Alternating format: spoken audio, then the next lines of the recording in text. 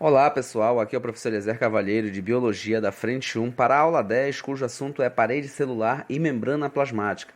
Pessoal, olha só, na aula passada nós estudamos basicamente as principais diferenças, entre uma célula animal e uma célula vegetal, e a partir da aula de hoje nós iremos dar enfoques a essas estruturas, levando em consideração principalmente as suas funções.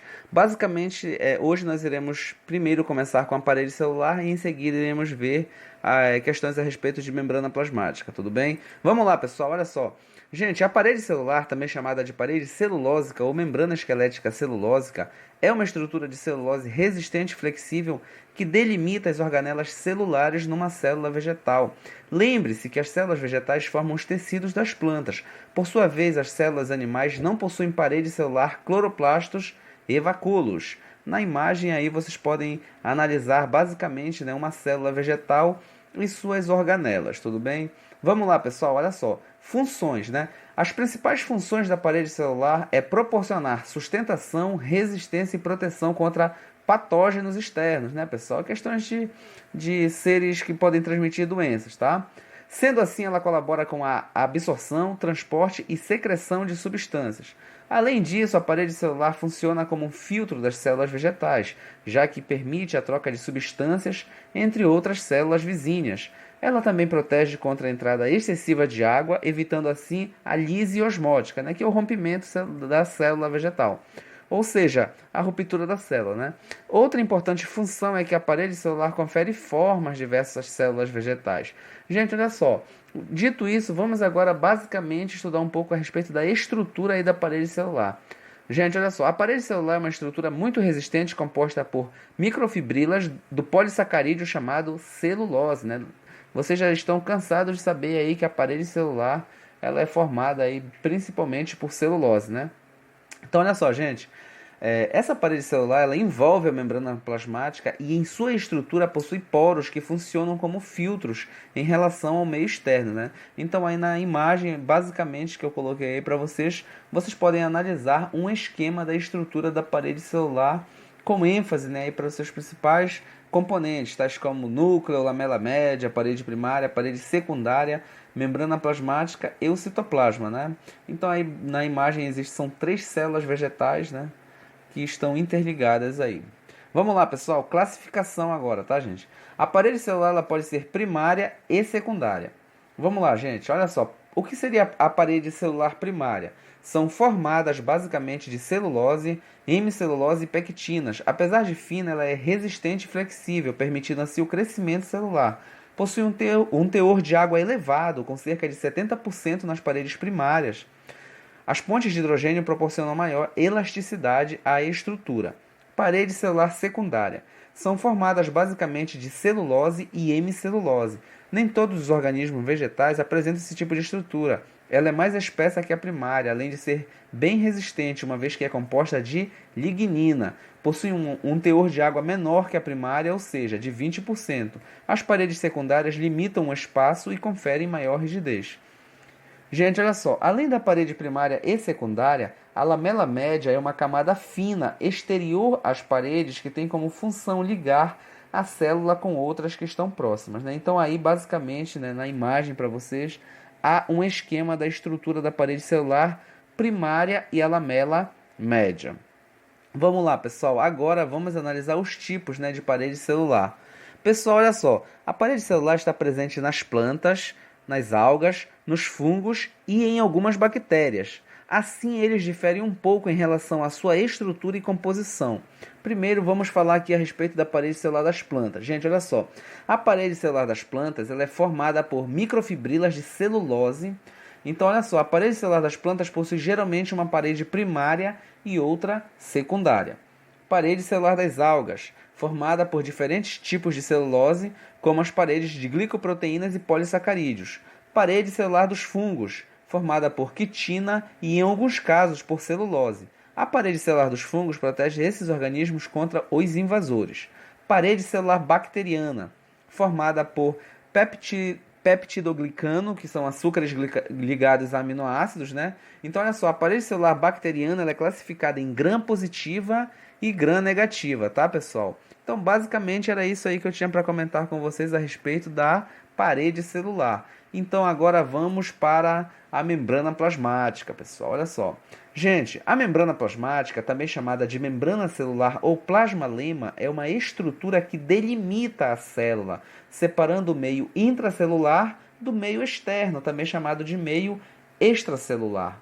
Ela atua delimitando e mantendo a integridade da célula e como uma barreira seletiva, permitindo que apenas algumas substâncias entrem, tais como oxigênio e nutrientes, e outras saiam, como os resíduos, né? Aquilo que a célula não necessita mais.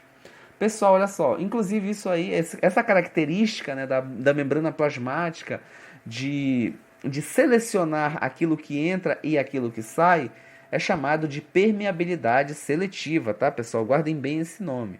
Então, olha só, pessoal, além disso, né, a membrana plasmática ela apresenta em sua constituição proteínas, lipídios, entre outras substâncias. O modelo que representa a estrutura da membrana plasmática é denominado de mosaico fluido. Pessoal, olha só. Constituição da membrana plasmática. Gente, a membrana plasmática é uma estrutura com cerca de 6 a 10 nanômetros de espessura. Então, olha só, é bastante fina, né, pessoal? Inclusive, ela só foi possível ser vista, né, ao microscópio eletrônico, né? E apresenta em sua constituição diversas moléculas de proteínas inseridas em uma camada dupla, que é uma bicamada, né, constituída por fosfolipídios. A forma como é constituída a bicamada lipídica e como estão distribuídas as proteínas nessa bicamada permitiu a proposição do que se chama de modelo do mosaico fluido, como veremos mais adiante. Então aí uma imagem para vocês, né, basicamente aí da estrutura, né, pessoal, da constituição da membrana plasmática, né? Percebam aí, né, que ela é constituída por uma bicamada lipídica com proteínas inseridas, além de carboidratos e esteroides. Gente, olha só, além de proteínas e lipídios, a membrana plasmática também apresenta em sua constituição cadeias de carboidratos. Essas cadeias encontram-se ligadas às proteínas ou lipídios presentes na superfície externa da membrana, formando glicoproteínas e glicolipídios, respectivamente. O conjunto formado por glicoproteínas e glicolipídios presentes na membrana é denominado de glicocálice ou glicocálice. Nas membranas podem ser encontrados também esteroides, como o colesterol, presente em células animais, diminuindo sua fluidez e aumentando sua estabilidade. Gente, olha só, agora extremamente importante aí para vocês, pessoal, função da membrana plasmática. Gente, olha só, a membrana plasmática desempenha diversas funções importantes na célula, tais como delimita a célula separando seu meio interno do meio externo, protege a célula contra a ação de diversos agentes, controla as substâncias que entram e saem da célula, detecta sinais do meio externo. Olha só, em células vegetais coordena a síntese e o agrupamento das microfibrilas da parede celular. Vamos agora falar de uma forma mais, né, contundente aí a respeito do modelo do mosaico fluido que já foi comentado anteriormente. Pessoal, olha só. Proposto por Jonathan Seeger e Gart Nicholson no ano de 1972, o modelo denominado de mosaico fluido busca explicar a estrutura da membrana plasmática, a qual se assemelha a um mosaico formado por proteínas que se encontram inseridas em um fluido de lipídios. Então, por isso aí o nome do modelo do mosaico fluido. Gente, olha só, a membrana plasmática apresenta uma bicamada lipídica formada por fosfolipídios, que são moléculas anfipáticas, ou seja, possuem uma parte hidrofílica. Lembre-se, né? Hidrofílico está relacionado à afinidade com água. Então, olha só, denominada a cabeça, né? Ligada a duas caudas hidrofóbicas que apresentam aversão à água.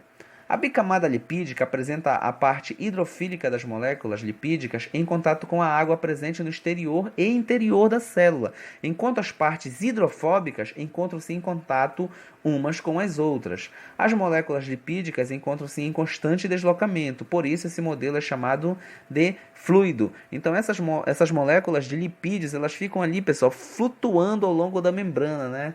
Dando um aspecto ali de fluidez mesmo. Só para ressaltar, pessoal, as partes hidrofóbicas, né, da bicamada lipídica, elas encontram-se em contato umas com as outras, tá? E as partes hidrofílicas estão interligadas com o meio externo e interno da célula, tá? Pessoal, continuando aqui, olha só, na bicamada lipídica estão inseridas inúmeras proteínas com as mais diversas funções, formando uma estrutura semelhante a um mosaico. As proteínas também são moléculas anfipáticas, assim sua parte hidrofílica fica em contato com a região aquosa. Algumas apresentam inclusive um canal hidrofílico para a passagem de substâncias hidrofílicas. Olha só, pessoal, algumas proteínas encontram-se parcialmente imersas, assim apenas uma parte encontra-se exposta para a parte extracelular ou para a parte interna, né, que é o citosol. Há proteínas que atravessam totalmente a membrana de um lado para o outro, sendo denominadas de proteínas transmembrana. Algumas proteínas inseridas na bicamada lipídica podem deslocar-se lateralmente por ela. Para saber mais sobre esse modelo, né, vocês podem estar pesquisando aí na internet algo mais referente ao modelo do mosaico fluido, tudo bem? Gente, olha só, transporte pela membrana plasmática. Gente, como dito anteriormente, a membrana plasmática atua como uma barreira seletiva, né? Lembrem-se do que eu falei para vocês de permeabilidade seletiva, permitindo apenas que algumas substâncias passem através dela, sejam para o interior, seja para o exterior da célula. Esse transporte de substâncias através da membrana pode ocorrer de duas formas, que é o transporte passivo e o transporte ativo. Gente, olha só, o transporte passivo ele está relacionado à passagem de uma substância através da membrana, né? Então, olha só, ocorre de uma região onde ela está mais concentrada para uma onde ela está menos concentrada. Nesse tipo de transporte não há gasto de energia pela célula. É por isso que o nome é transporte passivo. São exemplos de transporte passivo: a difusão simples, a difusão facilitada e a osmose. Pessoal, isso é muito importante para vocês, tá, gente? Por favor, não esqueçam disso. Transporte ativo. A passagem de uma substância através da membrana ocorre de uma região onde ela está menos concentrada para uma região onde ela está mais concentrada. É diferente do transporte passivo. Inclusive, aí, pessoal, os formuladores da prova de biologia ali do Enem, eles gostam de bater nessa tecla aí, né? Às vezes o aluno se confunde, então não se esqueçam. Transporte passivo é do meio mais concentrado para o menos concentrado. Transporte ativo é o contrário, é do meio menos concentrado para o meio mais concentrado. Então, no transporte ativo, né? Nesse tipo de transporte, contra o gradiente de concentração, há gasto de energia pela célula, sendo necessária a ação das chamadas proteínas de transporte. O exemplo mais conhecido de transporte ativo é a bomba de sódio e potássio. Então, agora, para finalizar a aula, falar aqui um pouco, de uma forma breve, aqui, um resumo sobre a membrana plasmática, tá, gente? Vamos lá. A membrana plasmática ela é uma estrutura que delimita a célula, separando o meio externo e meio intracelular. A membrana plasmática apresenta em suas composições proteínas, lipídios, carboidratos e esteroides, né? E a gente estudou bastante essas substâncias lá nas aulas de bioquímica. 3. O modelo que representa a estrutura da membrana plasmática é denominado de modelo do mosaico fluido. 4. Dentre as funções da membrana plasmática, podemos destacar o fato de atuar como uma barreira seletiva, delimitando o que entra e o que sai da célula. E, por fim, o transporte de substâncias pela membrana pode ocorrer de duas formas, que é o transporte ativo, com gasto de energia, né? E o transporte passivo, sem gasto de energia. Então, por hoje é só. Espero que tenham gostado e até a próxima.